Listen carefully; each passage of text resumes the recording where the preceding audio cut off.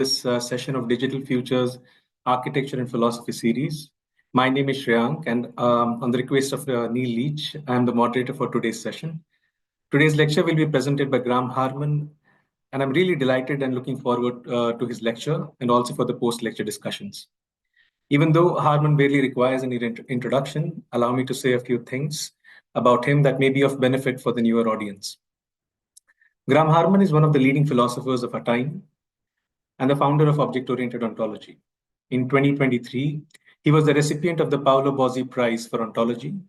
Currently, he is the Distinguished Professor of Philosophy and Liberal Arts Program Coordinator at SCIAC. He was born in 1968 in Iowa and earned his BA from St. John's College, Maryland, and MA from Penn State University, and his PhD from DePaul University in 1999. His dissertation titled Tool Being, Heidegger and the Metaphysics of Objects was published in 2002 under the same title. With the publication of his second book, Guerrilla Metaphysics, Phenomenology and the Carpentry of Things in 2005, Harman's basic model of object-oriented ontology was firmly established, but with plenty of room for development. In 2011, Harman published his concise and to some extent a fuller ontology under the title The Quadruple Object, on the invitation of the French philosopher and once a fellow speculative realist, Quentin Meillassoux. Harman is the author of nearly 25 books and counting, not to mention the numerous essays and articles published over the last 25 years. Some of my favorite books, besides the three mentioned earlier, are Circus Philosophicus from 2010, Skirmishes from 2020, Art and Object 2018, Dante's Broken Hammer from 2016, Weird Realism, Lovecraft and Philosophy from 2012, Prince of Networks, Bruno Latour, and Metaphysics from 2009, and one of his latest book, Architecture and Objects from 2022, to name a few. More recently, in 2023, Nikki Young and John Cockburn have put together a Graham Harman reader, which offers a neat cross-section of Harman's ideas so far. With that brief introduction, I would like to invite Professor Harman to present his lecture. Welcome, Professor Harman. The floor is yours.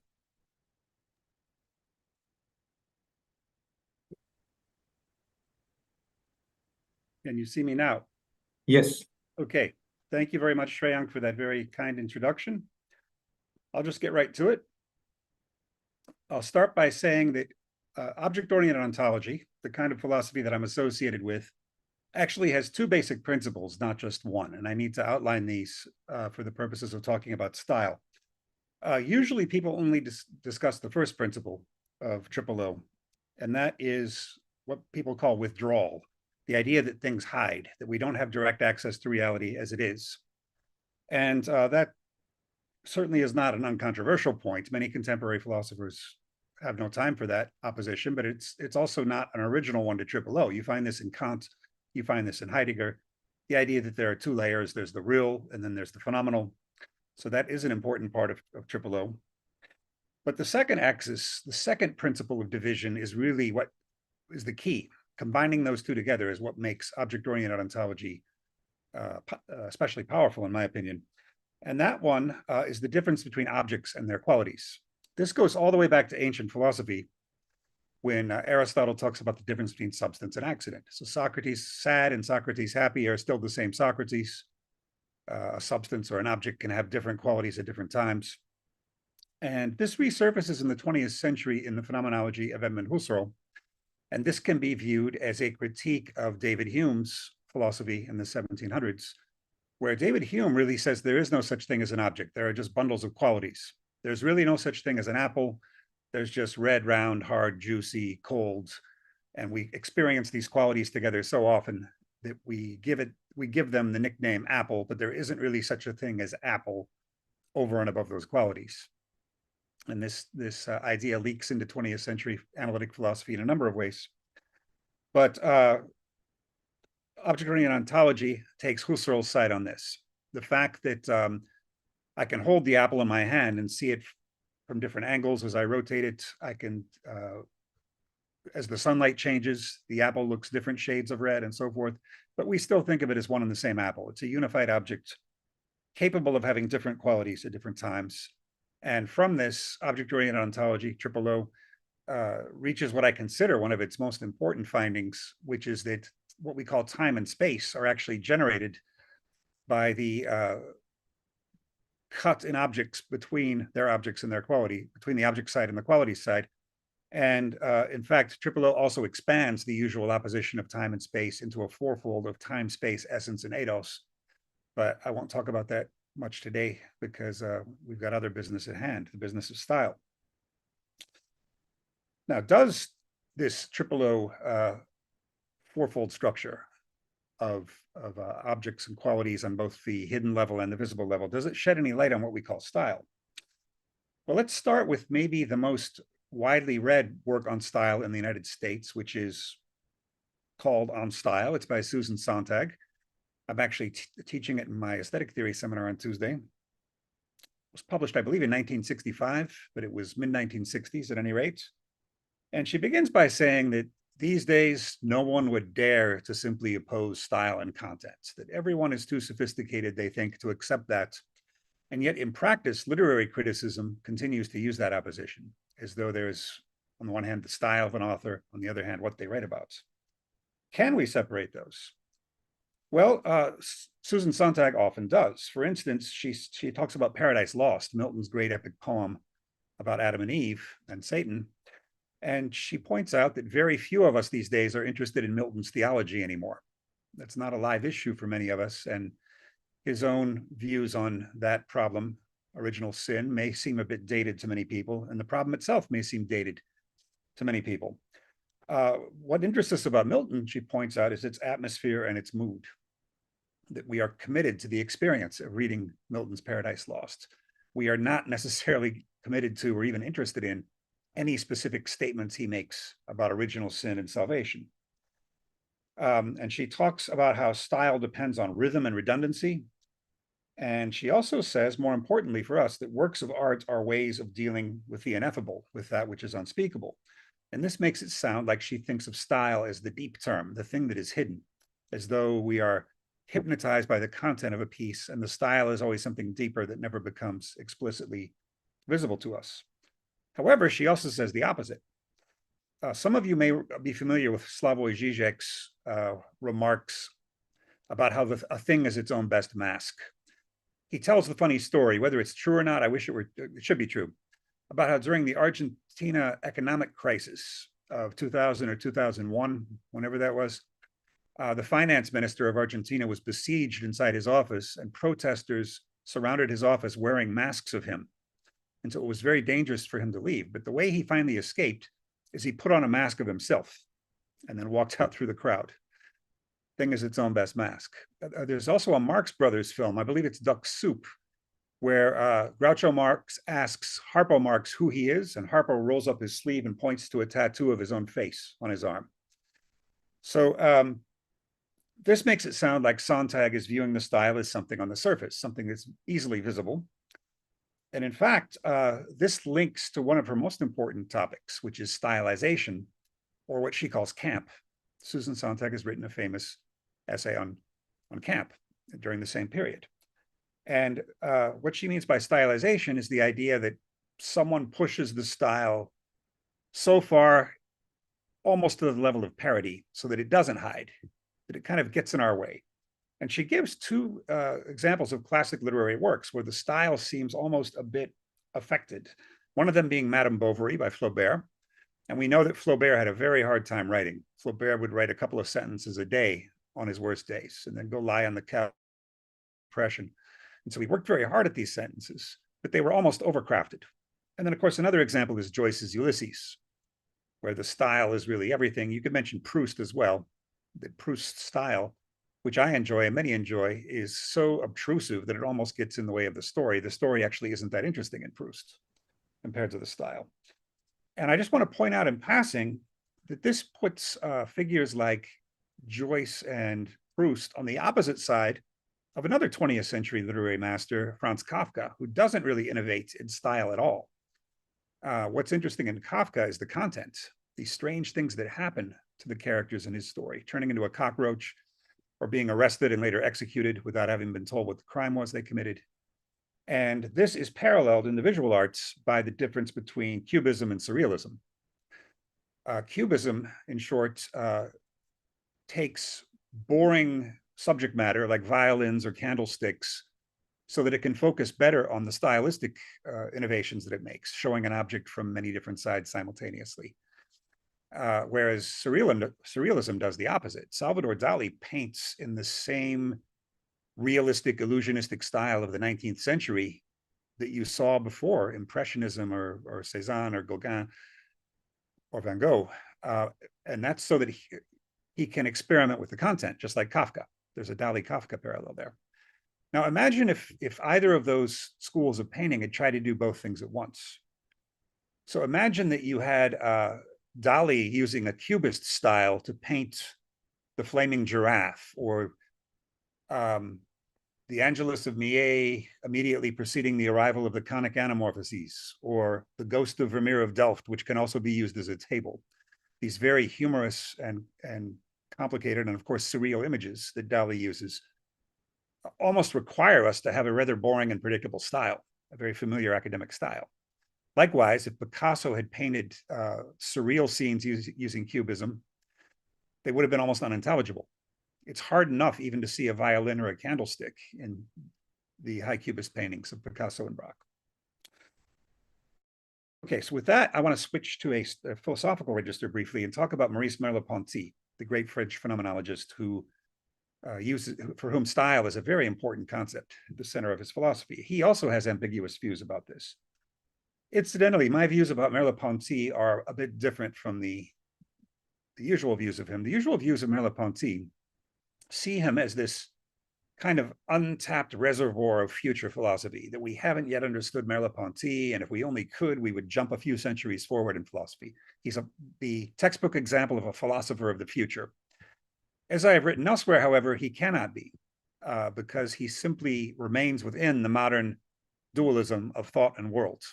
What he adds to the picture is the idea that we're not just looking at the world is looking back at us.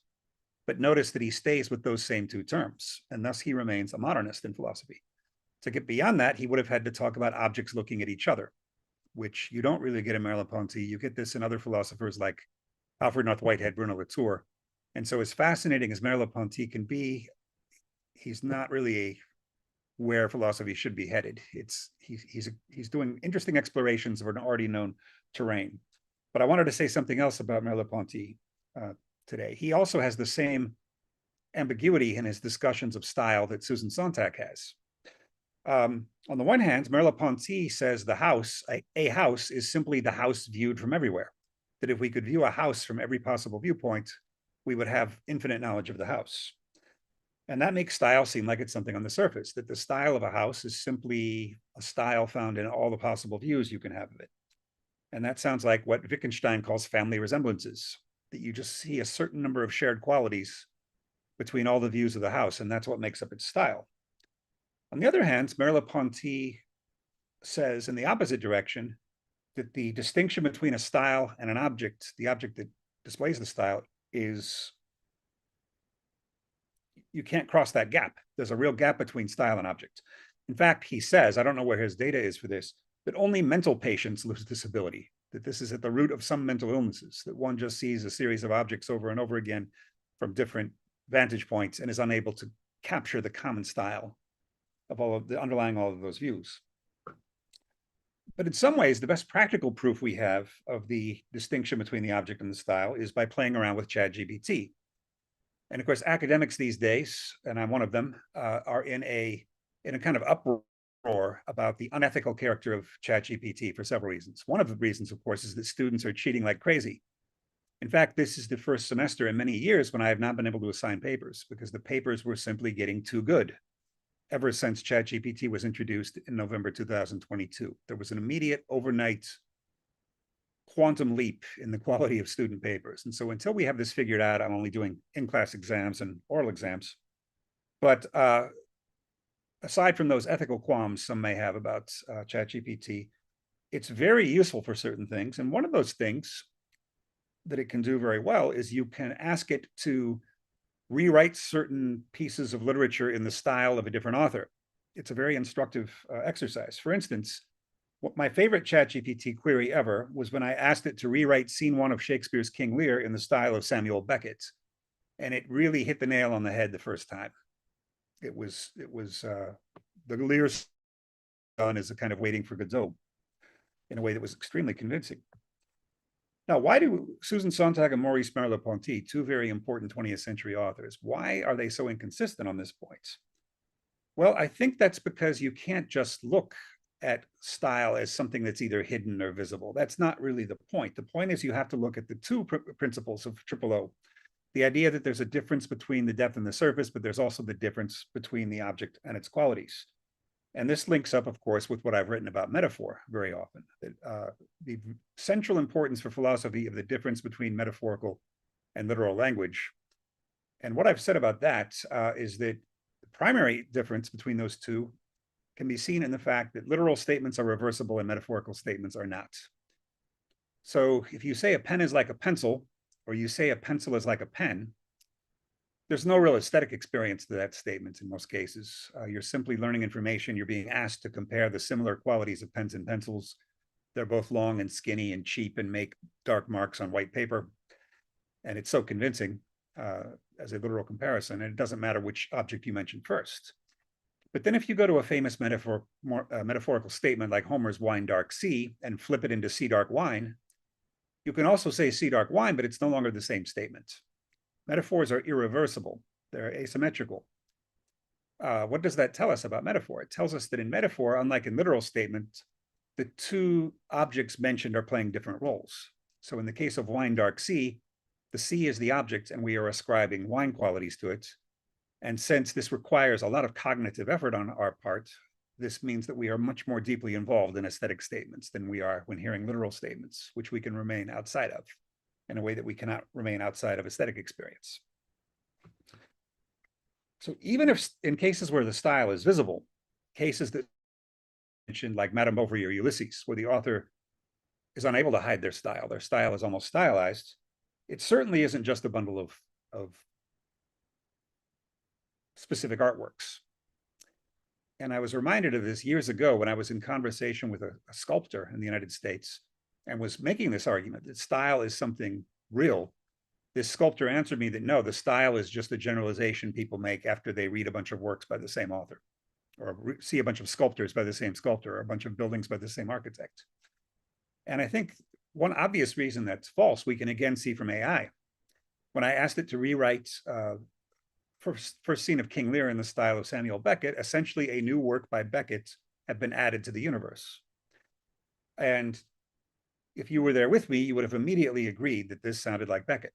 This seemed like something Beckett would write. Okay, you might say, but what ChatGPT is doing is somehow finding a specific list of rules that make a Beckett play a Beckett play. You have to follow these 6 rules in order to write like Samuel Beckett.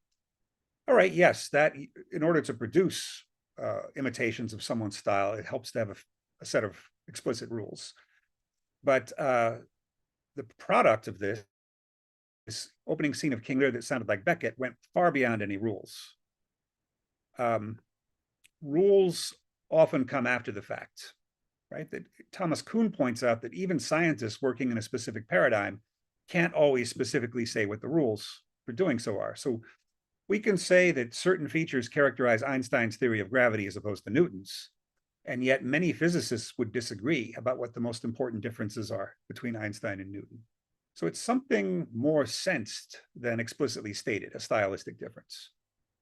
What is it that makes a Beckett play a Beckett play? Well, you have to come up with a finite number of rules for ChatGPT to be able to do that, but you can never specify exactly what makes a Beckett play a Beckett play. In fact, the better a style is, probably the harder it is to literalize it, the harder it is to put it in rules. Okay, and in fact, I would say the same thing about, although I began this talk today by listing the 2 basic principles of triple O, like any philosophy, is more of a style than it is a specific set of rules.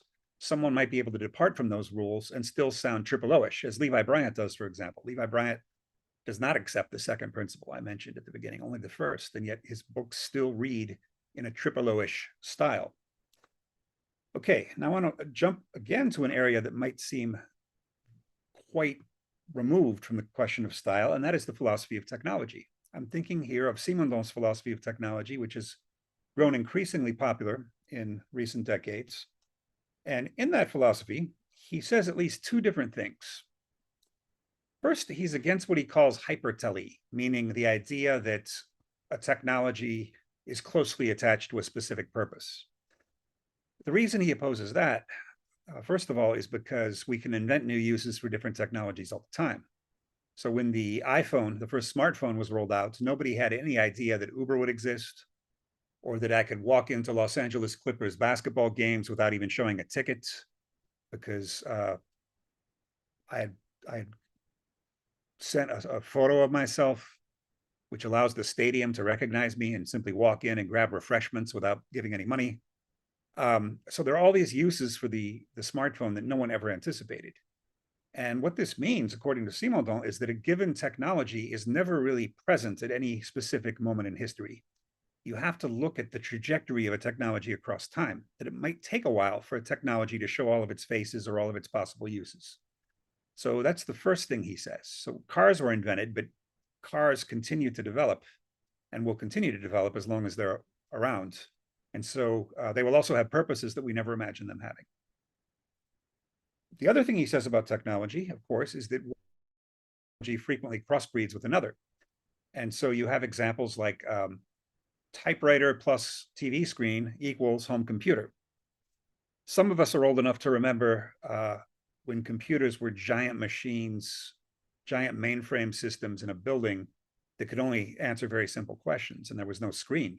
You just put punch cards in. So somebody had to think of interfacing a screen with a typewriter with a screen to create the personal computer. And there are many examples of this, like taxi plus smartphone equals Uber. And the reason those two are important is because both of these are also relevant in the question of style. First of all, you can often see signs of the mature style of a writer or a painter or an architect fairly early in their career, but it takes a long time for that style to develop and to show all of its possible faces.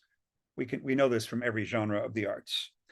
And then when it comes to the combining of separate technologies or the combining of separate styles, Harold Bloom, the late great art critic at Yale, wrote a very interesting passage that I've never forgotten about how his claim that the three of the greatest American novelists of the early 20th century, and he mentions F. Scott Fitzgerald, Ernest Hemingway, and William Faulkner, are all deeply dependent on the works of Joseph Conrad, the Polish-born English novelist of the late 19th century. And yet, because of what Bloom calls the anxiety of influence, meaning the idea that anyone in any fields always runs the risk of being crushed by their inspirations, right? If you're always going to be inspired by a handful of models, favorite philosophers, favorite architects, and everyone at an early age always worries about having nothing new to say. Derrida writes at length about how he thought for a while that he would never be able to add anything to Heidegger. And what often happens is that people combine influences as a way of finding a new space for themselves. And in the case of Bloom on these novelists, he says, F. Scott Fitzgerald is Conrad plus Henry James, Hemingway is Conrad plus Mark Twain, and Faulkner is Conrad plus Herman Melville. And I think that's a very insightful statement. I think you can do that in any field. Our architecture students at SCIARC often perform the exercise of combining two precedents and seeing what they come up with. And novelists will often say that if they're asked, do you simply write your friends into your novels as characters? Then they say no. What they try to do is combine two different people they know into one character. That's more of a challenge. It's more likely to lead to something original. Take two random people you know who might not seem to have much in common and try to combine them as one person and see what you get. Or try the same thing with two buildings or two philosophers. It's another thing I like to do on ChatGPT.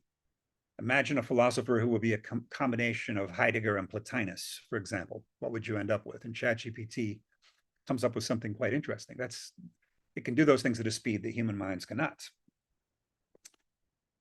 All right. In any case, we've said that style has the property that it isn't present in a single instant. No particular exhausts the style of an author. Even if you have an author who only writes one work or an architect who only built one building, there's a style there that could have been applied to many further productions. And I think artificial intelligence is going to do this for us someday. Again, many of my academic colleagues dread artificial intelligence as the death of civilization But people once said the same about writing. People said the same about word processing. I know in the early 1990s at Columbia, when Bernard Tschumi introduced the paperless studio, some of the old guard in architecture was saying computerized architecture would destroy architecture. None of these things happened. We've simply had to redefine what's essential to a field and what's not. Now, in philosophy, we assume that it's essential that I sit down and struggle for 6 months to a year on a piece of writing, and I chose each sentence myself. But is that really what's important about a philosopher? Is it not instead a certain different style that a philosopher brings to a world? So what if 30 years from now, and I will never be an early adopter on this because I don't want to be targeted as a plagiarist or anything. What if 30 years from now I could say ChatGPT or some later software, I want to write a book on the philosophy of law, something I've never written on. Please write 100 book drafts on the philosophy of law in the style of my earlier books. And then it gets these 100 drafts, I read them, I look and try to find which ideas sound most like something I would say about law, and then edit so that the style is better, so that the content is sleeker and trimmed down. And if I were to do that, everyone would say that's cheating. That's plagiarism. You're using ChatGPT, which is already plagiarizing from lots of authors. And I think deep down, I don't think that would be cheating, because I think what's really human is not the act of creation, but the act of connoisseurship. That even if we get to the point where machines can do a lot of the things for us, where machines are actually doing the writing for us, there's still an extra human skill, which is trying to decide which computer-generated pieces of writing are the best, which ones are the most suitable to the occasion. And even if there's a computer that could do that for us, it would be doing it by the computer's own standards, not by ours. And so that wouldn't be enough for us. It's hard to imagine a computer that would replace human connoisseurship, at least at present. And so I think that's what's probably more essential to the human. And one of the paradoxes right now of ChatGPT, even though I have suspended all papers this semester and may continue to do so in the fall because of ChatGPT overuse, there's a couple of paradoxes with professors getting all worked up and upset about ChatGPT. At SciArc, there's the special factor that students are encouraged to use Midjourney and other such software in their studio work. And I suppose that's true at a lot of schools now. The other problem is that eventually we know that writing is going to be done by a human computer team. We know that. That doesn't mean we should allow it right now. I don't think we have come up with the pedagogical standards yet that would allow us to assess a good quality student computer paper versus a bad quality student computer paper. So pedagogically, we are still catching up to the technological reality. But I think we need to brace ourselves for the fact that that's coming, that in 10 years, it would be probably just as silly to demand a student to write a paper without computer help as it would seem now to force students not to use a calculator in high school math classes. When I started high school, that was the case. We weren't allowed to use calculators. By the end of high school, we were required to own calculators for certain classes. And so that's something we should not be too moralistic about, but should start adjusting to. This is one of the funny things about academics. Academics consider themselves to be politically progressive in most cases, and yet often they are technological reactionaries. I remember my academic colleagues being very upset about Kindle, which is now a normal part of the reading ecosystem. People were very bothered that there was something essential about the paper medium of books. Well, what's happened, I don't know about you, but I use both. I sometimes read paper books. I sometimes read Kindles. It depends on the work. And so again, eventually, I think that's going to happen. I think all literary production and perhaps even all architectural production at some point will be not only machine assisted, but maybe machine drafted and then modified by human connoisseurs. All right, but my main point was about how styles are not visible in a single instance. And this is going to lead me to some remarks on architecture, since I think most of you are architects, or many of you are. I couldn't go through a whole lecture without touching on this somewhat. The idea that architecture is not instantaneous, it's something experienced over time, may seem obvious, yet people often forget it or don't emphasize it enough. Interestingly, it was the young Peter Eisenman who wrote about this in his doctoral work and some of his early writings of the early 1960s, where Eisenman says that architecture is not primarily a visual experience, it's a kinetic experience involving memory. Even on the outside of a building, you're moving around it, seeing it from different profiles. And then, of course, unlike sculptures, architectural works are usually something you go inside of. And they're, in most cases, at least slightly complex enough that you have to have multiple experiences to get a sense of the whole building. Interestingly, since architecture at that stage was a kinetic experience involving memory, at that point in his career, unlike later, he favored simple geometrical solids in architecture because he said anything more complicated than that is hard to remember. Since you're going to have to remember a whole series of experiences of walking and looking, it's much better if we can keep the shapes simple to be memorable. And in fact, it's quite often the case that architectural masterpieces, especially ones that the public considers architectural masterpieces as well, often involve a previously unsuspected arrangement of fairly simple shapes. I think the Sydney Opera House is a great example of this.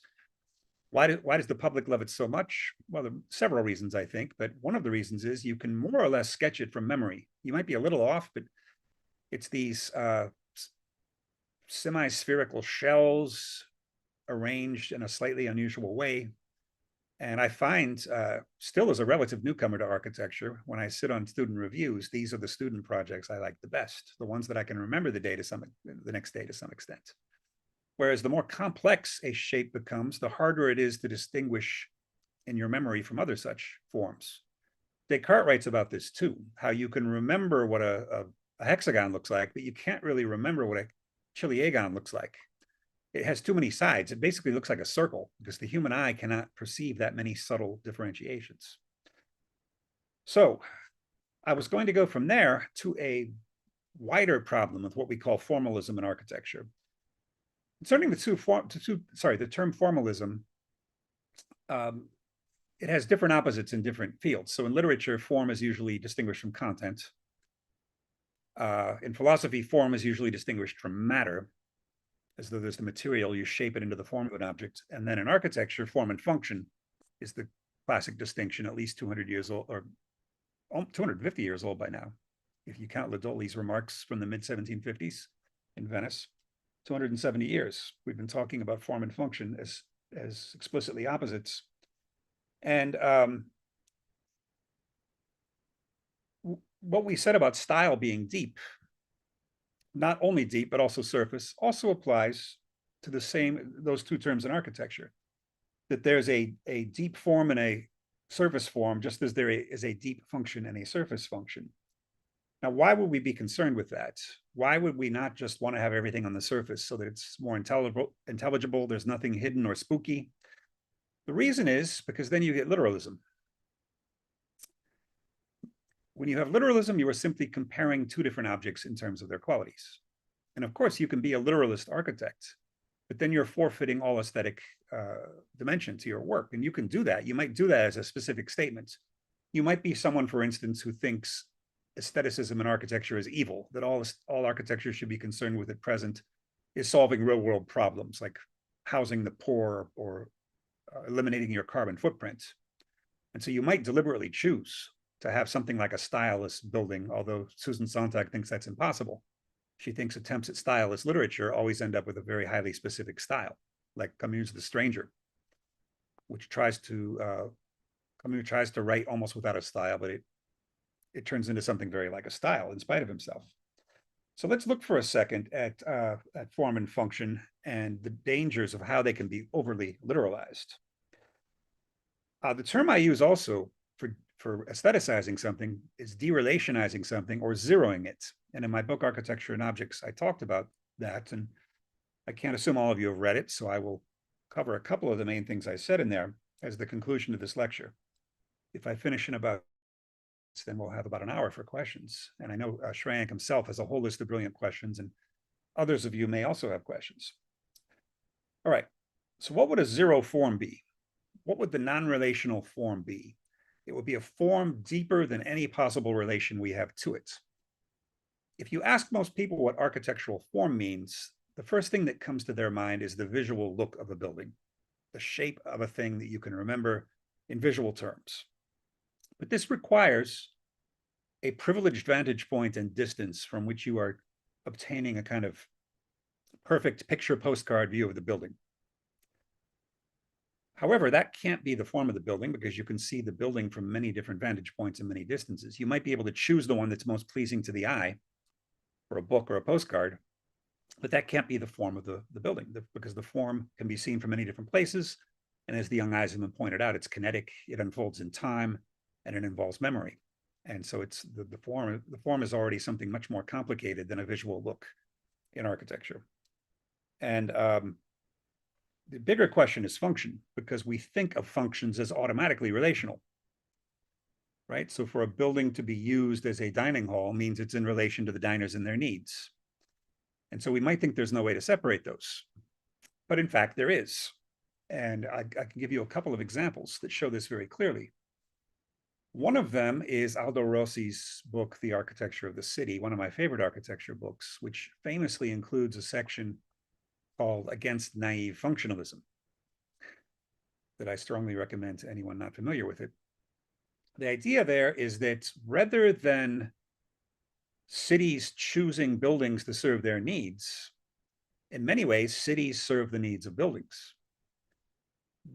Especially in the case of what Rossi calls monumental structures, which frequently do not have the function they originally had and sometimes never had a particular function.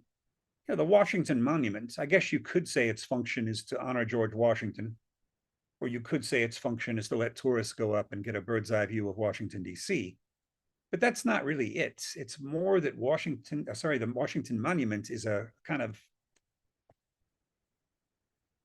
geographical, mythological character that helps shape our sense of how to navigate around the city, and everything is somehow aligned with respect to the Washington Monument.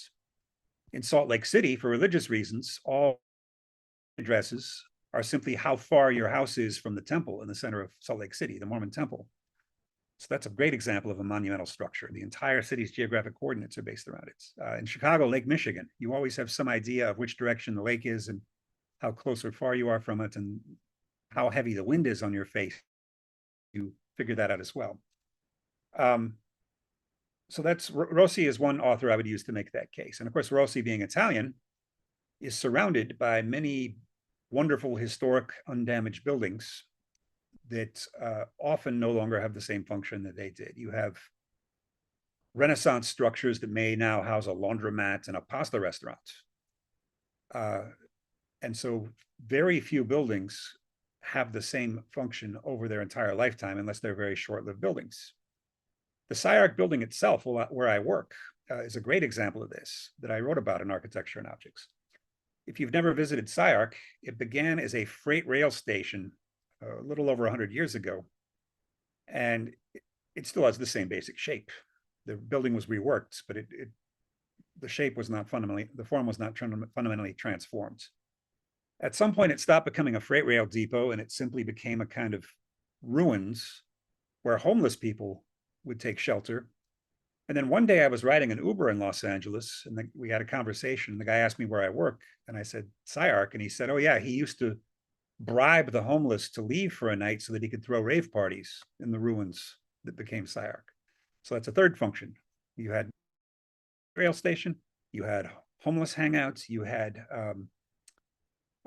site of rave parties, and then starting from 2000, you had architecture school. Will it always be an architecture school? Maybe not. SCI-Arc has moved several times in its history. I guess we could cash in now that that neighborhood is expensive, sell it for a tidy profit and move to another location. So what is the form of SCI-Arc? Or, sorry, the function of SCI-Arc? What is the purpose of SCI-Arc? It's obviously not a rail station because it isn't anymore. It's obviously not a homeless shelter or a rave site. It might not always be an architecture school, but as long as the basic form of the building is not modified, what it will always be is what I call extended horizontal movement along a narrow corridor. If you come into SCI-Arc, you'll see there's basically just one long hallway that runs the length of the school. The school is very long and skinny, so that it takes a long time to get from one end to the other. And that's one side effect of the form. The fact that if a student has to go from one end of the building to the other, you have to make a little allowance for the fact that they might be a bit late. In many workplaces, the situation often arises that you want to avoid somebody. Unpleasant, but true. At CEPT, you can't really avoid somebody unless you exit the building and go on the sidewalk and then come back into the building at the other ends, because there aren't multiple corridors. And then Hernan, our director, often jokes that he barely needs to call any meetings. He just walks down the hallway and runs into everyone he needs to see anyway, because it's very hard to hide in CEPT, except in a couple of places where there's multiple layers of the building that you can go into. So that's the first author I wanted to refer to, was Rossi. There's an even more contemporary one, though, although this is from the early 90s, not 30 years old now. It was a very interesting essay by Jeffrey Kipnis on Rem Koolhaas. The title of the article was Recent Koolhaas, and of course it's not recent anymore. I think it was 1994. But Kipnis is making the point there that, well, he starts by saying one of Rem's superpowers is that even his unbuilt projects have a huge impact on the profession. He can lose a competition, and yet Rem's design often ends up being more interesting to other architects than the winning design. And Kipnis, even though he belongs to a very different faction in architecture, he's on the Eisenman side, not the Rem side, does express some admiration for Rem, as anyone would have to. And he talks there about Rem's failed competition design for the Tate Modern in London, famous art museum. And of course, that was a power station in the past. And in fact, the competition rules said you had to keep the brick smokestack as part of the ultimate Tate Modern design. Kipnis goes on to say, in a somewhat critical spirit, that he says Rem's design for the Tate Modern is brilliant, but if it had won the competition, it would have destroyed architecture as we know it. A very harsh form of praise. Why would it destroy architecture as we know it? Well, Kipnis's argument is basically that Rem's design didn't have to be for an art museum. It could have served many different purposes. Kipnis sees it as basically an infrastructure project, as though Rem was simply trying to circulate the maximum number of art museum visitors through the Tate in the smallest amount of time, so that it had an overly infrastructural practical function. But then he goes on to say something that runs with that. He gives a very beautiful description of how Rem deals with design briefs for competitions in general. He says it's almost like Rem takes a knife and starts hacking away at the brief, and he hacks away the flesh, and he even hacks away the muscle, and even some bone, so that all he's left with is the nervous system of the brief. I thought that was a beautiful image, and I thought that fit very well with what Rossi said. The idea that you can have a building that can be functional, but not overly tied to any specific function, a kind of abstract function, a kind of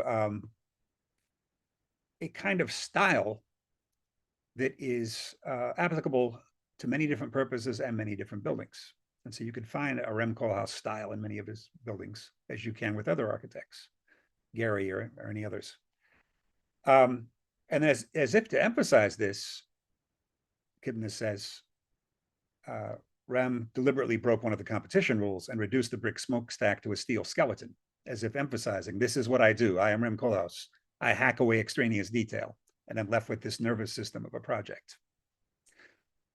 And again, Kipnis reads this negatively. I read it more positively, as the idea that this is what you are committed to when you're working in the aesthetic realm, whether it's architecture or any of the arts, or even in philosophy, where you're creating more of an abstract model of the world than replicating all the details of the world. You'll all remember, or many of you will remember, Jorge Luis Borges' short story in which they make a map so accurate that it is the same size as the territory. And so some simplification is needed. And so I don't see any way to avoid this. And I do not see what Rem did in that case as a negative. I see it as a kind of call to arms. Because if you are committed to aesthetics, then you are committed to finding a style deeper than any particular product. So it's 7:44. I think I will stop there and take your questions. Thank you very much for your attention. Well, thank you, Professor Harman, for the wonderful lecture. I think before, let's say, I ask my questions, I would just like to request of the audience here on Zoom, as well as on YouTube, to kindly put your questions or comments on the chat. I think someone from the team will also help me kind of ask those. But I have a a few questions already prepared in the kind of light of this lecture. So maybe I'll start with the first question, Professor Harman. Just I'll keep it slightly broader so that, let's say, people who are not very familiar with your work can also situate Triple O in the contemporary landscape of philosophy. So in that lens, I was thinking that maybe if you could give an overview of, let's say, what are the major schools, models of ontology, if you can, if I may say so, and the philosophers who are, doing some cutting edge stuff, and how do you position Triple O vis-a-vis that landscape? So. Sure. Any discussion of the philosophical landscape has to start with analytic philosophy, which dominates the elite universities throughout most of the world. And analytic philosophy originated in the early 20th century out of attempts to use symbolic logic to solve a lot of the traditional problems of philosophy, or to give a very close analysis of language as a way of eliminating many traditional philosophical problems. More generally, analytic philosophy models itself on the culture of the sciences. And so people are working on often on very narrowly defined contemporary research problems. They're often citing other articles from the last 5 or 6 years, just like natural scientists do, because there's this idea that stuff is becoming outdated or obsolete. And philosophy is incrementally improving over time. And you may go back and refer to some classics now and then, but those classics are likely to be Frege or Bertrand Russell from 120 years ago. It's less likely to be this canon of historical giants in philosophy as with the continental tradition that I'm in, which is largely French and German influenced, going all the way back to ancient Greece, of course. So analytic philosophy is really still the dominant school and controls the elite institutions, the philosophy departments in those institutions. Within the continental tradition, object-oriented ontology, or more broadly, speculative realism, which includes more than object-oriented ontology. It includes a philosopher like Meillassoux, who's very different from me. It includes Ray Brassier, who is much more influenced by science and its findings than I am, and Ian Hamilton Grant, who comes out of German idealism. This is one school. Some people deny that it's a school, but it kind of is. Then you've got new materialism, which is associated with the idea that everything's changing fast all the time, that we should look at people's practices rather than what they say. This has had a huge impact in feminism in particular, and it's closely linked with Deleuze. And that's interesting because Deleuze at first, when he first started becoming popular in the Anglophone world, was given the cold shoulder by feminists, but then a few feminist theorists found a way to make Deleuze useful for their purposes. You've got a whole school of the philosophy of technology coming out of Bernard Stiegler and Simondon, ultimately with Yaqui in Hong Kong. Well, now he's in Rotterdam, being the leading young representative of this. And then you've got traditional areas of scholarship. You've got people pursuing Heidegger studies, Derrida studies. But that's, I'd be willing to say that's more scholarship in many cases than it is a matter of a philosophical school. But we could have an argument about that. There are followers of Jacques Lacan, the psychoanalyst, and this is where Slavoj Žižek is coming from, and Alain Badiou to some extent. So these are some of the main schools now in continental philosophy as of 2025. And how do you see below kind of distinguishing from this contemporary landscape in some sense? What would be, let's say, the key differences between? Okay. The main one is that, classic philosophers go in and out of fashion at different times. So when I was starting graduate school, Plato was considered a kind of villain, right? That Plato was this oppressive force who was anti-democracy and who believed in another world when we really only have this world. And there was a whole litany of complaints against Plato. That changed maybe towards the late 90s. Plato became very fashionable again. It's now Aristotle who's considered a villain. And partly that's because he talks about essence, which is a bad word in the humanities these days. Although Triple O defends essence, but not in the bad sense. The bad sense of essence is when people think they can know the essence. So when people,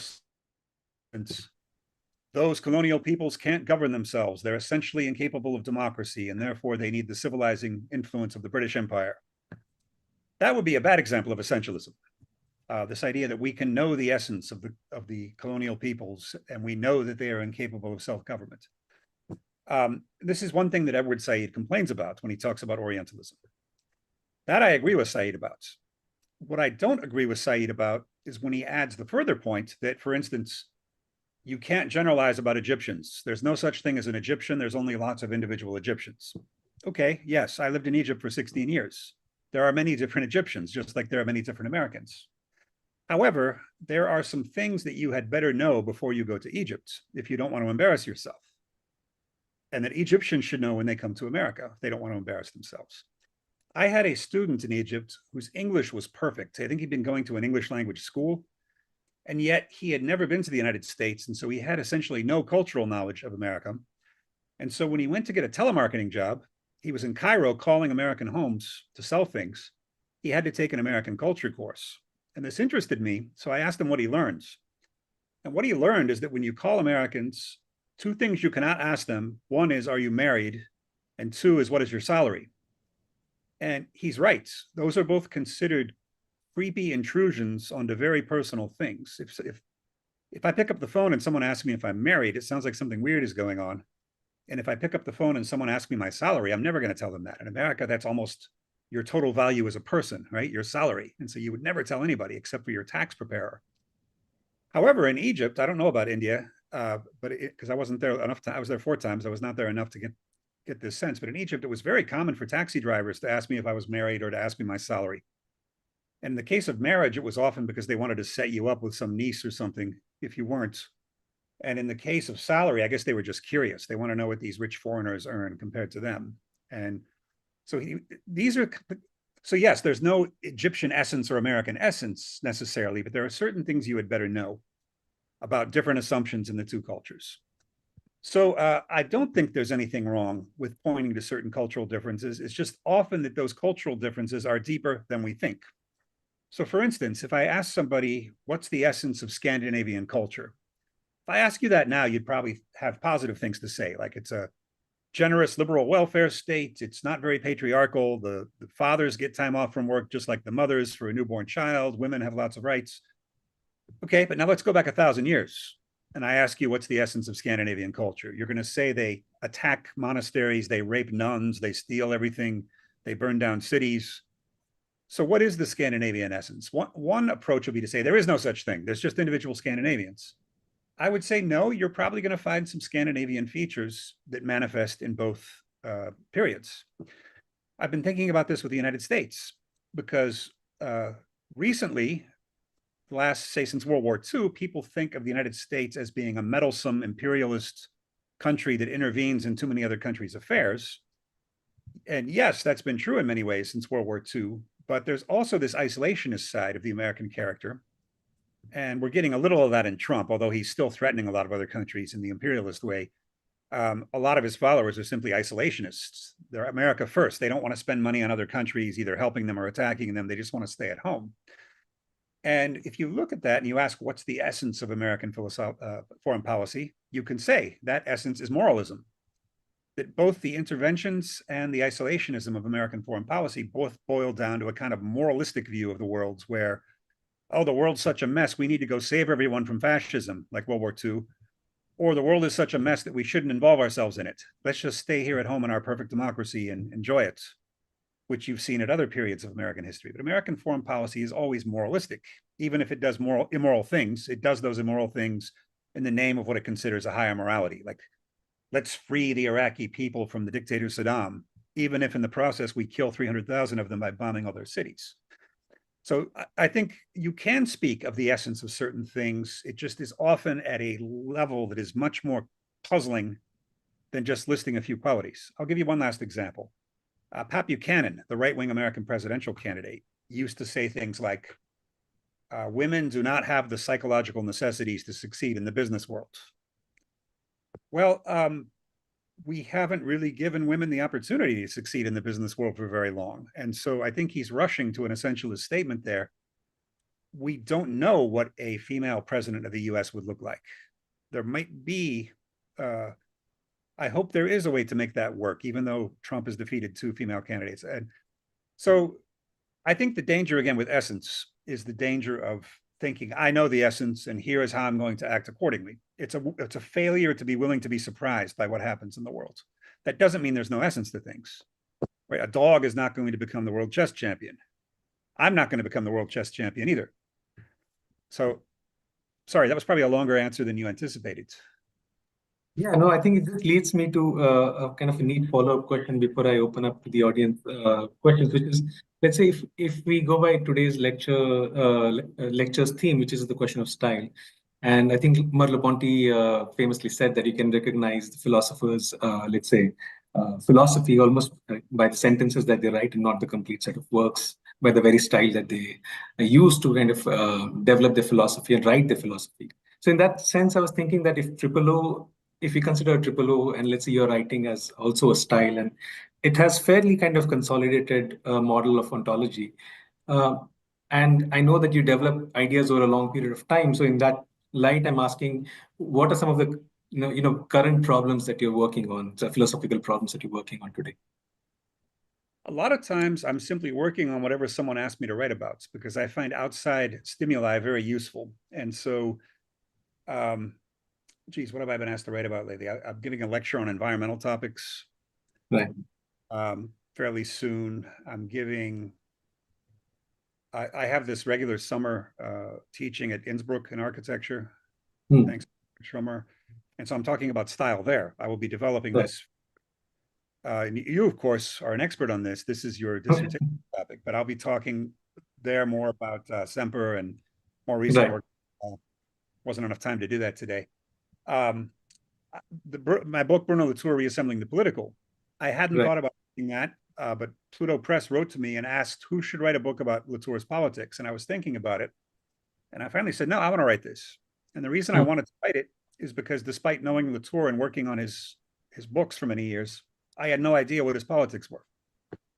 I said, somebody needs to reconstruct this. And one of the reviewers said, I appreciate that Harman wants to do this, but I don't think he's going to find anything in Latour's politics more than might makes right. And I understood that concern, but I just decided that was wrong while working on the book. And so the best example, coming to work at SCI-Arc, I've had to put a lot more time into architecture simply to be able to maintain conversations with colleagues. And that's been a great opportunity. It's very hard to have an opportunity to learn a new field in middle age. Usually people get stuck into reteaching their dissertation for 50 years or offshoots of their dissertation. It's very dangerous. And so it's good to remain a student and to always be humbled by being surrounded by people who know a lot more about a topic than you do. And eventually you become conversant in it. Not an expert maybe, but you become conversant in it. And you can learn ideas for your own field from that. Perfect. So I think with that, let me see if there are questions in the audience and maybe at least the Zoom audience, I can maybe request them to ask their questions. Gabriel, would you like to maybe unmute yourself and ask the question since you asked first? Yes, thank you. Yeah. Thank you for your presentation. And it's wonderful to hear from you. And my question is, I'm curious about the relationship between AI models and reality.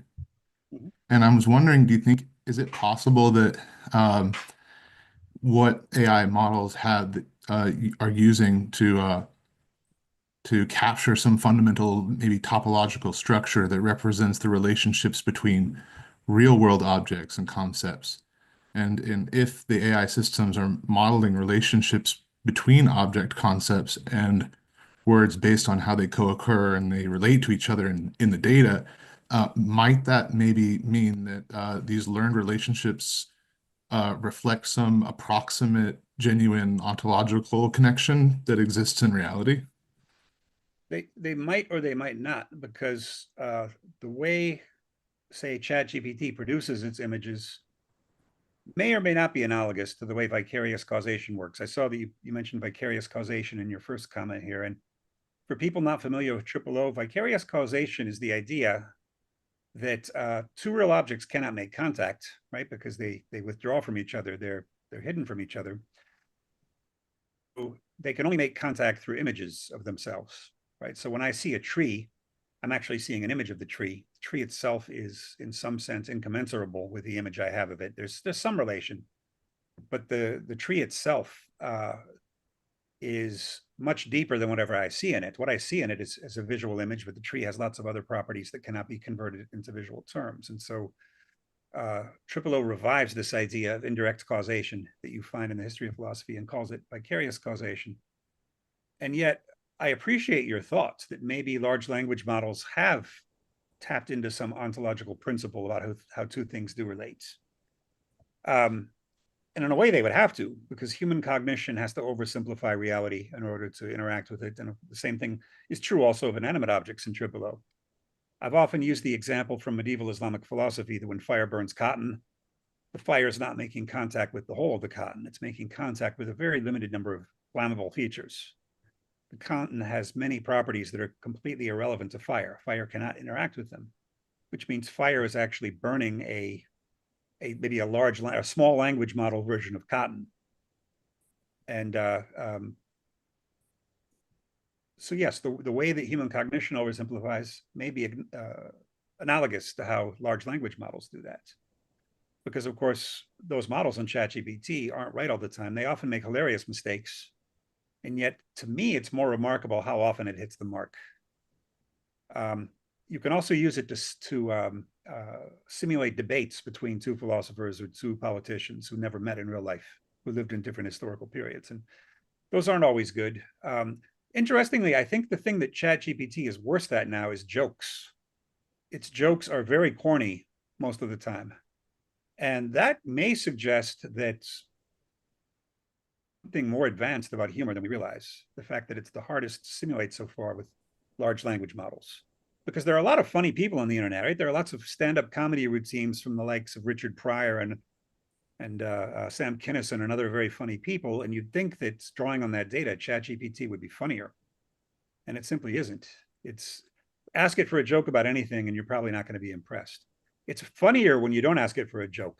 When you asked it for something my brother did when he was visiting me. My brother loves Godfather 1 and Godfather 2, but hates Godfather 3. He thought it was a real drop-off from the first two. And so he asked ChatGPT to summarize the plot of Godfather 4, making it even worse than 3. And then he went all the way to 17, I think, before it was impossible to get worse. I think Godfather 5 was a cooking competition between all the main characters on a reality cooking show contest. And then one of them was a musical. And then by Godfather 17, it was so insulting to all world religions that it led to riots around the world and led to the banning of cinema as an art form. And so it gets very funny when you ask it to do things indirectly, but if you just ask it to tell a joke, it can't. So I wonder why there's the discrepancy there between those two requests. Why it's funny when it's not trying to be. Thank you very much for answering my question. Thanks for the question. So I was thinking maybe we can go to Dr. Rosenberg's question and then maybe to Dimitri's, if that's okay. To Dr. Rosenberg's and then to Dimitri's, okay. Yes. Do you want to repeat your question? Oh, you want me to Yeah, repeat? if you can, probably... yeah, very important. See. I am interested in how architectural style also includes the experiences of the users. As you know, I'm interested in the neurophenomenology of architecture, and some of what you have said today seems to resonate with this merging of philosophy and cognitive science, and which reminds me of your invocation of architecture as the first augmented reality. How would O theorize about how architects intend to do to their users through the intersection of form and style? And does this bring up the question of ethics? Interesting questions in here. As far as the first augmented reality, I was thinking of what my colleague David Roos said, that architecture is really humans' primary sense of reality, in the sense that you're usually inside of a building. And when you're not, you're outside on a sidewalk. You're in an urban landscape that has been designed by humans in a specific way. And it actually takes some work to get into raw nature, because even when you go into nature, you're probably using GPS, or you're using a map, or you're on a trail that has been deliberately cleared for human use. And so architecture is everywhere. It's the basic medium that humans inhabit. So we have to first realize that. And if people ask me, why is architecture interesting for philosophers? That's the first thing I say. We're usually inside of architecture. So it's the basic medium. that we inhabit at most times. You can look at it as the primal media theory in a sense, because it's the basic medium everyone inhabits. And I said augmented reality rather than virtual reality because obviously the walls are really there. You can't walk through them as you might be able to do in certain video games. Well, according to quantum theory, you can. It's just that the chances of being able to successfully walk through the wall are 1 in trillions and trillions. And so it's augmented in the sense that you're not creating reality ex nihilo. You're grafting architecture onto a nature that's already there. So when you're grafting architecture into California, you have to take earthquakes into account because that's simply the way the geography works here. There's the danger of always the risk of a huge earthquake here at some point in the next 40 years. And so you'd better build it with that in mind. So it's an augmentation of the situation in which you find yourself. Then, of course, this becomes even clearer if you go back and read Vitruvius, back in a time when architects had to do things like even choose the right sites for cities. Like you shouldn't choose a city that's near swamps because of the harmful gases and miasmas that will poison people. Something architects don't usually have to worry about as much now. And being near a water source, these are things usually the city takes care of for us now that the architect doesn't have to decide. So we're almost more and more inside this cocoon of the human worlds.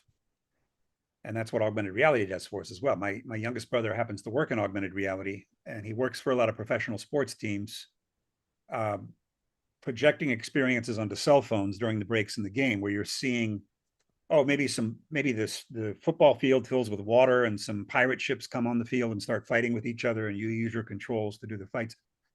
You're using the existing football fields to help create that experience. So that's what I would say about augmented reality. As far as what architects intend to do, it's an interesting question. I'm also always interested in the fact that the buildings outrun what the architects intend to do. And you see this quite often. The apartment building I live in has this really wonderful, nice lobby with all these amenities in it, yet you never see anyone in there. People use it simply as a thing to pass through on the way to the elevator, even though there's wonderful couches, there's a TV in there, there's a fireplace. It's somehow too cushy to be inviting. It doesn't seem like the kind of place you'd want to hang out.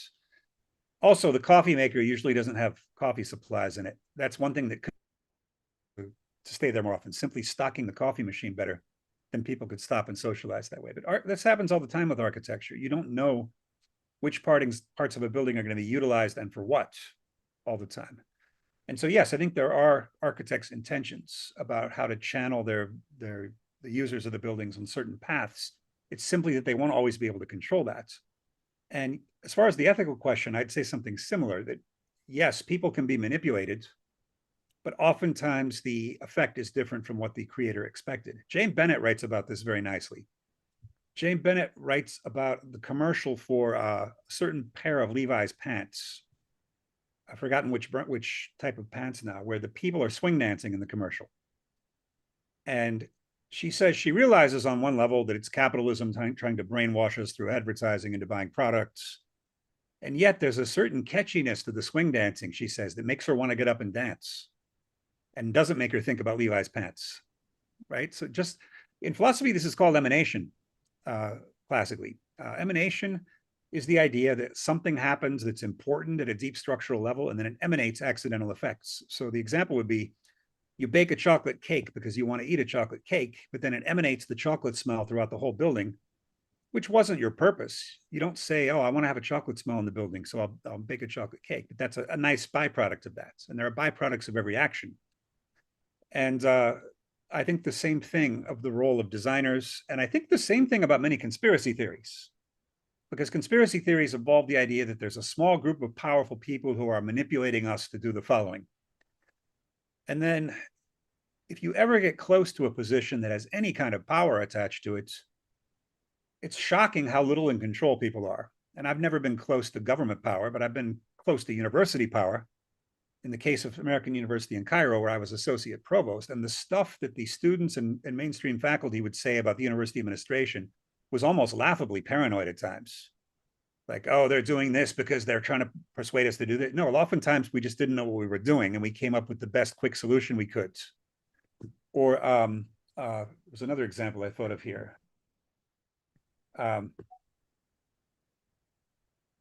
anyway, a lot of things that people think are conspiracies are actually just screw-ups, or nobody really thought of what was going on. Now, so let's say there is a small number of rich people manipulating everything to enrich themselves. There still usually comes a point when history takes its revenge on them, right? So let's say you said, oh, the French royal family is just manipulating the French proletariats to exploit them and gain their wealth. Okay, they can do that for a while, but eventually there can be a revolution. They get their heads chopped off. So it's not like the Bourbon family had absolute control over the situation in France. Obviously, they didn't. They ran out of money, partly through financing the American Revolution, ironically. That's part of what led to the French Revolution. So yes, I think it's ethically wrong to manipulate people, but I think manipulation often fails at a certain point. You just have to be patient. A Quaker friend I had, I once asked him, why are you opposed to all forms of violence? And he said, because violence is a way of rushing justice. And I'm not sure I'd go with him all the way on that. I think there are some evils that have to be defeated. Nazism being the classic example, have to be defeated with force. And yet there's usually something that rises up to against any form of manipulation or any form of bullying or any form of conquest. I've been waiting for Trump to get his comeuppance here, right? I mean, it's absolutely shocking that he bullies Canada and Greenland and Panama. But eventually, I hope it's going to reach a point where people just say this is ridiculous, and there's much more resistance to him than we've seen in the past. Maybe I'm being naive and we're sliding into permanent dictatorship here and permanent military adventurism.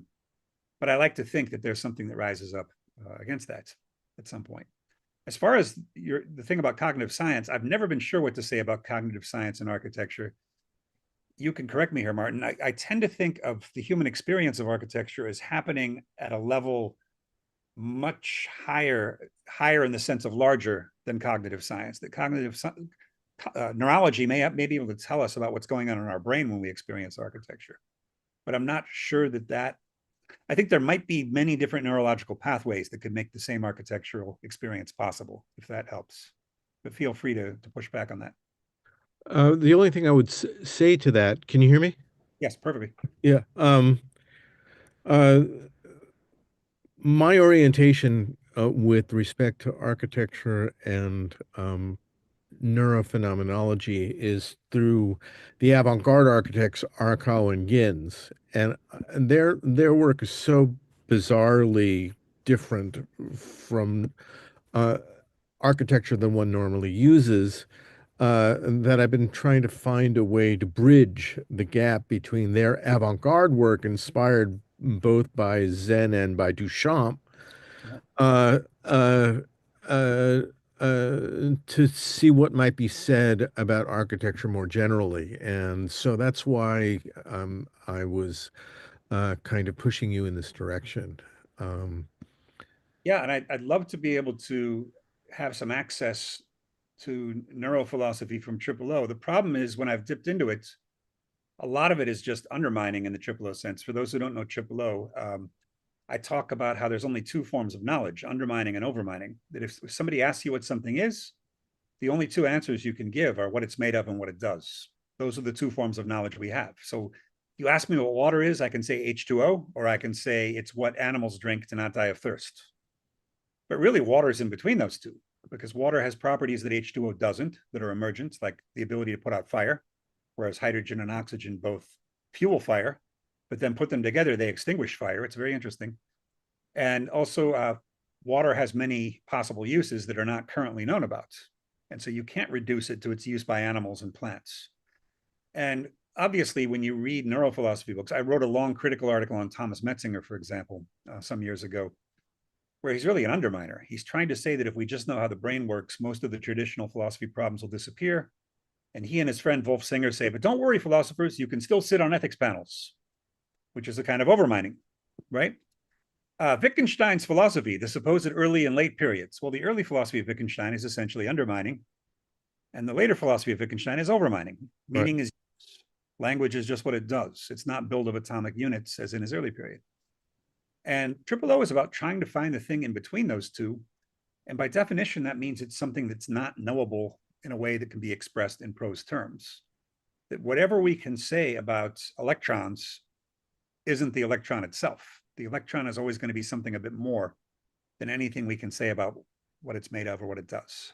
And Does the word inaction mean anything to you in this context? Because that would be something that would try to bring the two together. I'm not sure whether you would agree with that or not.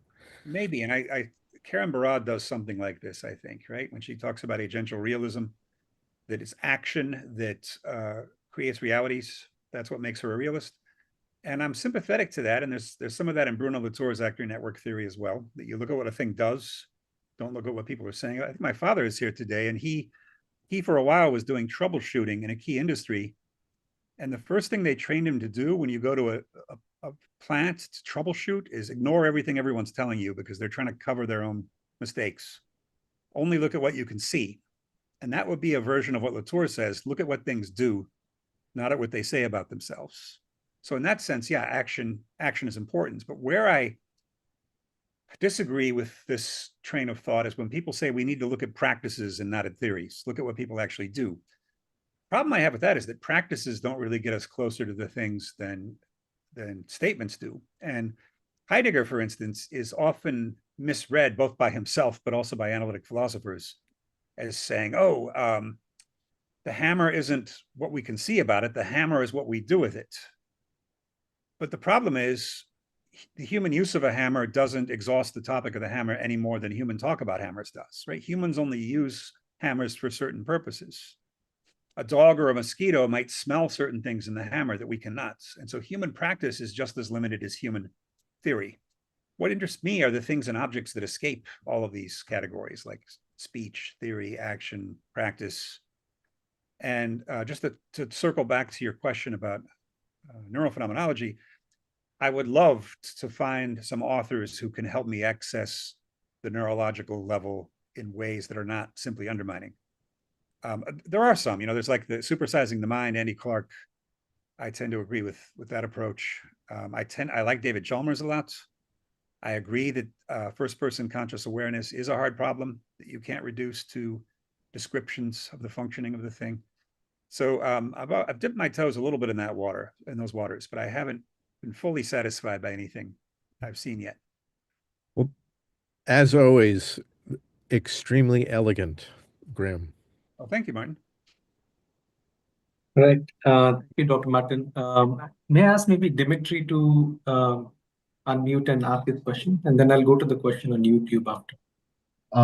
Thank you so much, Graham. It was amazing. Yes, I'm a little bit shaking even to ask the question. I will ask the question. It's from my side because I'm kind of trying about triple in. On the side as a part of the like application theory for the design, and so my question is in triple, what are the relationship between 3D objects and 2D objects? How do they deal together?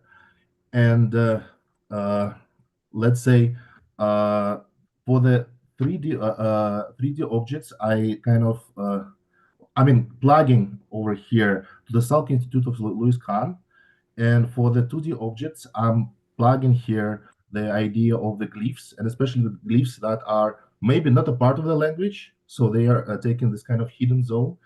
And yes, so that is the kind of unorganized sequential question. No, it's a difficult question to answer. What I would say is, when I was talking about exploring the interiors of the building over time, of course, that would be four-dimensional, according to the idea that space-time is a four-dimensional thing, which we get out of Einstein's theory of special relativity. I happen to not think that time is a function, and there's actually some physicists who agree with me. Lee Smolin in Canada is one of them. He's an American physicist working in Waterloo, Canada.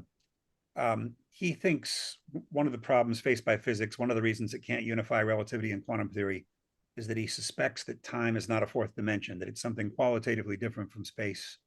And in O, that's true as well, that you can't view time as just another dimension of space. But in practical terms, you can treat the temporal experience of architecture as a fourth dimension. And then when you say third and second dimension, the first thing that comes to my mind is the idea of a facade as a two-dimensional object, even though we know that building facades exist in 3 dimensions. for all practical purposes, we read them two-dimensionally. They're a surface that is supposed to tell us something. And in Eisenman's case, especially in his later work, he views the facade of a building as a kind of text that we have to interpret. The building is telling us about itself and what it's doing. And I don't think that's necessarily true either, but it's an interesting way of conceptualizing this idea of the facade of a building as a two-dimensional surface, whereas the three dimensions would involve the explorability of it. Obviously, architectural works are not paintings, which are two-dimensional. Mhm. And the whole idea of modernism in painting is that painters should start looking at paintings as two-dimensional rather than three. Clement Greenberg's idea that why are painters since the Renaissance trying to create illusions of three-dimensional space? They should realize, they should be honest about the fact that canvas is two dimensions, and they should capitalize on the flatness of painting. This was the basis of Clement Greenberg's theory of modern arts. With sculpture, you're already in the third dimension. And of course, you're possibly also in the fourth dimension with sculpture, especially with large sculptures that you have to go around. Although Greenberg also criticizes sculptures where you have to see them differently from different angles. But certainly some of those big sculptures by Henry Moore, you have to walk around them in the outside of an art gallery. But then architecture adds that additional dimension, which is that, well, two additional dimensions. One is that they have interiors in a way that even certain sculptures do not, or many sculptures do not. And then the other is the element of function that sculptures don't normally have, that I don't think you can get rid of from architecture, despite Eisenman's efforts to do so, by creating houses where columns go down the middle of the bed. And the main purpose of the interior of an architectural work for the later Eisenman is to provoke conversation rather than to be unconsciously convenience. So when Tripolo treats of time and space, it's treating them as two different kinds of relations between objects and their qualities. So in the case of time, Tripolo says what's happening is you're seeing a difference between a sensual object or an image and its sensual qualities. You're seeing the apple in front of you manifest different qualities at different moments of time, and yet the apple in your hand is not something deep and hidden like in Kant or Heidegger. The apple there is right at the surface of your experience. That's what I call time, because that's what we mean by time. Time is just the fact that we see different profiles of an object shifting. And then many theorists of time have what I call a wind tunnel theory of time. That's a pejorative term, meaning that time is like this force, like this wind that's blowing everything. When actually I hold that what time is simply our experience of the gap between a thing and its qualities. And that's what time really is. But then when it comes to space, you're talking about real objects and their visible qualities or their sensual qualities. Because if you think about it, we're not really seeing depth, even though we have two eyes, which gives us stereoscopic vision and gives us the illusion of seeing three dimensions. We're really seeing everything on a kind of flat surface, no matter how distant it is. And then we are inferring the distance. We never see the distance directly. And the best example of this, of course, is small children who try to grab the moon or something because they don't realize the moon is very far away. It takes some time after you're born to figure this out and adjust your motor skills accordingly and to try to gain sense of how far away something is. And we still make mistakes with this, even as adults. We think a thing is closer or further, we reach for a thing and miss it, or we think the mountains are closer than they actually are, or things like that. And so for me, talking about different dimensions is actually talking about two qualitatively different things concerning the relation of objects and their qualities. Two things.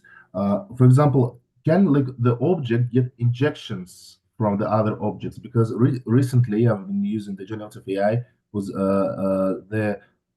doing the studies that trying to get the manner of the phones of the scripts into the sculptural logics. So they producing the different coherences towards to the general our expectancy. So basically, which phones are part of a different world completely to the architecture, and they use in the graphics more in the billboards, but they never like really like inserted into the nature of this of the architectural sculpture.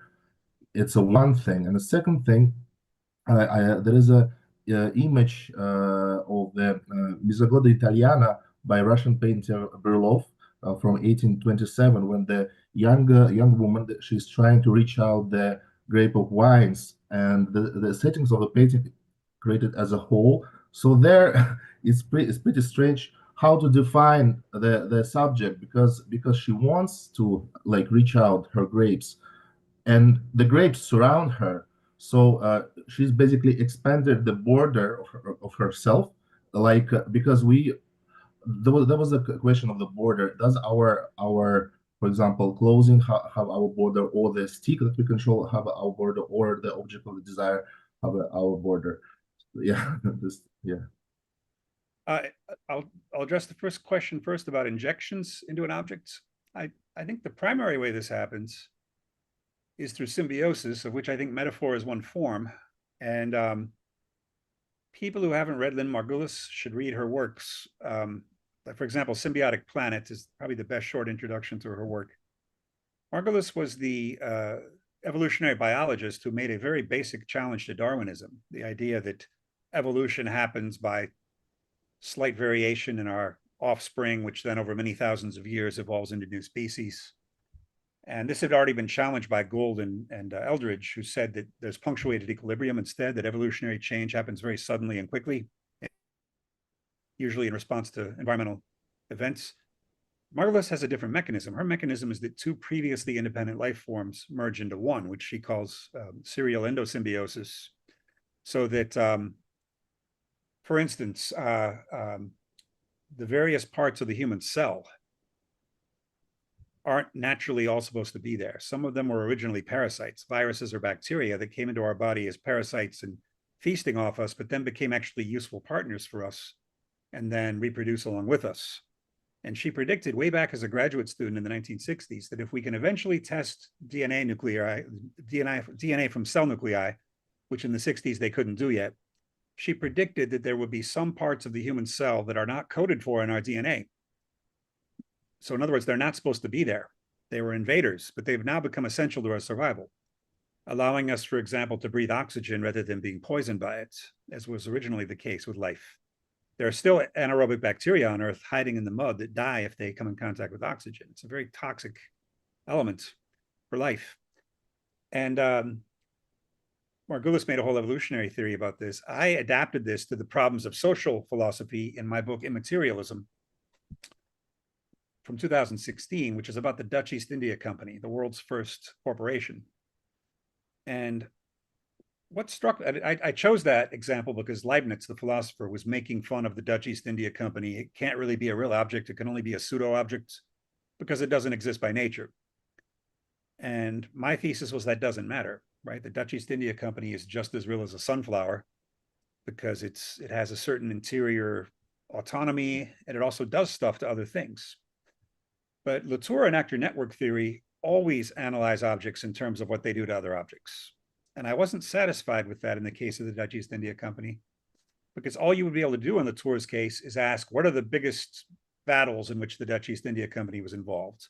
What were the biggest business deals it made? And all that really tells us is what were the noisiest events it was involved in. It doesn't tell us which changes were important internal developments for the company itself. And so I said, I bet I can find those. And I bet I can find those by looking at nouns, person, place, or thing. What were the people, places, and things with which the Dutch East India Company formed a symbiosis, meaning an irreversible attachment, so that it will never again be what it was before that symbiosis occurred. And I came up with about 6, and 2 of them are geographical locations that change the very nature of the company. One of them being close to where Jakarta is today, and one of them being close to where Singapore is today. Once it controlled those 2 locations, it was able to unify the old Arab and Chinese trade routes and dominate commerce from the Arabian Peninsula all the way to Japan. That's one sort of thing. There was one person who proved decisive. That was Jan Petersen Koen, this kind of evil imperialist director of the company, who very bluntly said the company can only succeed if we suppress all other European powers in the area with violence, and also if we force all Arabs and Asians to trade through us and not with each other. So as grim as that was, it really exponentially increased the profits. And then finally, the interesting thing it made a symbiosis with is about 1650, 50 years into its existence, the company realized, hey, we're actually making less profit sending stuff back and forth to Amsterdam than we are from trade within Asia. So let's shift our focus to trade within Asia. like with the Arabs, the Chinese, with India. In order to do this, it needed smaller ships because a lot of Asian ports are on rivers that aren't that deep. And so you need a different kind of ship to do that than you would going all the way to Amsterdam from Indonesia. And so they had to start out by hijacking Chinese ships and using those. Eventually, they figured out how to make Chinese style ships by themselves. And that really changed the nature of the company. And then what happens eventually is a company becomes, or an object becomes too well fit to its environment, maximally fit to its environment, but then the environment changes. And so the thing falls out of sync with its environment. And so what happened in the early 1700s? Well, Europeans lost interest in spice, which was the Dutch East India Company specialty. Europeans started becoming more interested in chocolate, tea, and coffee, which the British East India Company had better access to. And so the British started going up as the Dutch started going down. And we're familiar with the history of Britain, the empire on which the sun never sets. This was really the effect of the shift in consumer interest from spices to coffee, tea, and chocolates, as well as the ability of the French to grow these spices in the Caribbean in ways that undercut the Dutch monopoly. So I think that's also what happens in the history of objects and even with humans. I think if you look at your own life, if you try to write your own autobiography, you can drown it in details, or you can try to step back and say, what were the really key events in my life that were irreversible? And I think you're going to find there's 5 or 6 when you get to the end of your life. One of them for me, of course, was living in Egypt for 16 years. That changed everything for me. It opened up so many different possibilities. I am not the same person I was before Egypt. Marriage for a lot of people is that kind of event. You're not the same person as you were before you get married. Other such things, different for different people. So that's where I think you inject new material into objects. I don't think objects necessarily develop past a certain point. They need symbiotic relations with other objects to make that possible. Thank you. Sure. Thank you so much. In the interest of time, I think you have about 15 minutes, if I remember correctly, or That's 7 minutes. All right, I've got to be off. Sorry. All right. So in the interest of time, maybe I can ask Mitra's question. Sometimes their internet apparently is not so good. How can your concept of object-oriented ontology reshape the way architects view the role, materials, and forms in their design, and what implications does this have for creating more meaningful spaces in the digital and AI age? So that's Mitra's question. The first thing is that matter and form in OOO is not an absolute distinction, because you might say that the matter of this table is wood, but then if you look at the wood is a form, right? And you have to ask, the matter of that would be protons, neutrons, and electrons, or something like that. And then those have a matter too. The matter of protons and neutrons is quarks. And maybe there's something smaller than quarks. But in the architectural sense, well, I've been looking into the German style debate in the early 19th century, and Heinrich Hübsch, who was interested in breaking free of antiquity in architecture and not wanting to slavishly imitate the Greek architecture, as many people in his time were, in his opinion, said that the only solid rock on which you can build is the material, right? So that for the Greeks, it was stone, might be brick at other periods. And he said, in our time, iron is emerging as the new material of choice, and it's going to allow a higher flexibility. Just look at something like the Eiffel Tower, which could not have been built with stone or brick with anything like the facility with which Eiffel designed it, using iron. And you could also disagree with Hübsch, though, and say that the material is not the main thing, right? Because some people would say, well, the Greeks actually used forms derived from wooden construction to build the Parthenon, and Hübsch denies that as a way of supporting his own theory. But we're familiar with the idea that form follows function. There have also been schools of form follows material, like some people in this early 19th century German style debate. So I think material certainly does constrain what we are able to do. We could get to the point where architecture is primarily virtual, right? Where we are spending more time in cyberspace than we are in physical space, or meat space, as they call it. And therefore, the material is electronic forms or cyber forms rather than any physical material. So people would say that's the ruin of architecture as well, right? We have that controversy inside SciArc too. How much time should we be devoting to film and video game programs in an architecture school. Some people say that's the future of architecture. Other people say, no, we should be focusing only on the built environments. So we have a lively debate going on within our faculty about that. But at some point, there's going to be a lot of virtual architecture. And so yes, the material or lack of material in the virtual case always constrains what you can do. And new materials will open up new possibilities. But I wouldn't say it's an absolute relation. You can always make use of older forms. And then if you look at something like Geoffrey Scott's historical work on Renaissance, and of course, a lot of people didn't like Renaissance. They saw it as a bad imitation of classical architecture. And they saw it as not tying the form to the function enough. And Geoffrey Scott, of course, celebrates this as the very genius of Renaissance architecture. The fact that you can do things like use both the lintel and the arch simultaneously, or that you can do things that don't make functional sense because they enhance the human experience of a thing. And so Scott is trying to defend that gap between the matter and the form. And I'm not sure what I think about that topic in particular, but O loves gaps. It loves creating rifts where other people see continuities, because that tension is often what gives us the aesthetic experience we really need, the difference between the object and its qualities. The wine dark sea, the sea that has wine qualities instead of sea qualities. That's an aesthetic experience in a way that's saying the dark blue sea would not be an aesthetic experience. Not anymore. That would be description. Maybe at the origin of language, it was like that. Maybe who was I just reading who said all language is metaphorical? I think it was Vico. Vico, the Italian philosopher of history, talking about how all language is originally metaphorical. And I think that's probably true. And then over time, metaphors become literalized. We stop thinking of them as metaphors. Like window, if you look at the etymology of window in English, it's very interesting. It means wind eye. So it's like an eye where you can look out on the wind. And we never think of that anymore when we say window. Windows are just a boring literal term now. But there are also lots of metaphors we use. And there are lots of funny slang terms. What's a good recent example? Well, one I learned in the last couple of days is people calling Elon Musk supporters musketeers. Now, the word musketeers, of course, exists in a different context, but musketeers is kind of a funny way to refer to that.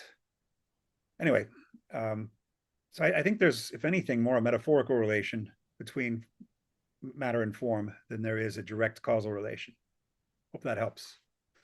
That fits nicely with the vicarious causation idea as well. So I think, Professor Harman, I think with this, Mitra probably wanted to ask one more question, but I think we don't have time. But I would like to thank you for taking out time and starting early your day.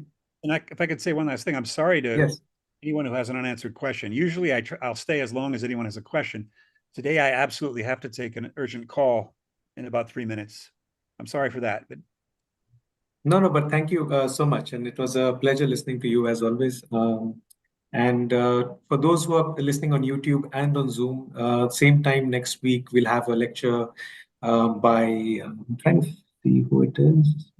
Well, doesn't matter. On the Chilean biologist and philosopher, Francisco Varela. I think Harman is also well versed with that work. And so please join in next week and kind of further discuss.